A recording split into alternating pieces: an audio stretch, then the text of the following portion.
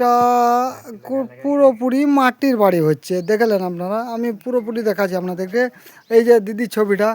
দিদি, আপনি দু চার কথা বলবেন তো বলুন, যে ঘর পেয়েছেন আপনি? হ্যাঁ, আপনি ঘর পান নাই? কোনো পশ্চিমবঙ্গ সরকার থেকে কোনো ঘর পান নাই? সরকার থেকে কোনো ঘর পান নাই? আপনি থাকেন কোন বাড়িটাতে? এই বাড়িতে থাকেন আপনি? চলো আপনি দেখিন দেন খানি আমাদেরকে বাড়িটা। এই যে দিদির বাড়ি আপনারা দেখতে পাচ্ছেন। ওই দিদি কোনো সরকারি সংস্থা পায় নাই, ঠিক আছে। তো এই দিদির বাড়ি। আমাদেরকে দিদির বাড়িটা ঢুকতে একটু ভয় লাগছে, ঠিক আছে। এই যে ছোট চাল রয়েছে, এই যে দেখলেন, এরকম পরিস্থিতির মধ্যে দিদি এরকম ইঁদুরে গাড়ার মধ্যে থাকে দিদি, ঠিক আছে। তো দিদি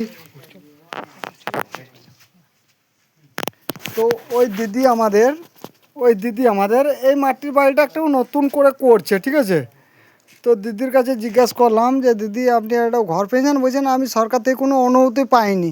তা আমি সরকারের কাছে জোড়হাত করে অনুমতি করি যে এরকম পরিস্থিতি দিদিদের যে বাড়ি ঘর রয়েছে, তো ওই দিদিদেরকে একটা করে ঘর যদি আপনারা দিয়ে দেন। এটা 12 গ্রামের বটে, ঠিক আছে।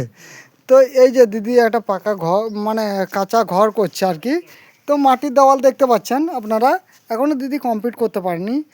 তো বেশ, ঠিক আছে। ওই দিদি ছবিটা একটু দেখলেন। দিদি, আপনি কি সরকার থেকে কিছু বলতে চাইছেন? সরকারকে আপনি কিছু বলতে চাইছেন না? আপনি সরকার থেকে কোনো ঘর পান নাই? আচ্ছা, ঠিক আছে। আচ্ছা, কি বলতে গেলাম যে সরকার থেকে আপনার কাছে কেউ এসেছিল? না আসে না। আচ্ছা, মানে যে কোনো পার্টি, আমি কোনো পার্টি নিয়ে আপনাকে কথা বলছি না, ঠিক আছে। সরকার থেকে কোনো সহযোগিতা করেছে আপনাকে? না। হ্যাঁ, না না না। সরকার থেকে কোনো সহযোগিতা করেনি? আপনি বৃদ্ধ ভাতা পান? হ্যাঁ, আপনার বয়স কত? 60 বছর। তো আমি সরকারের কাছে অনুরোধ করছি, আমার নাম রাজু বাগদি, রায়নগর খাসবাজার আমার বাড়ি, ঠিক আছে।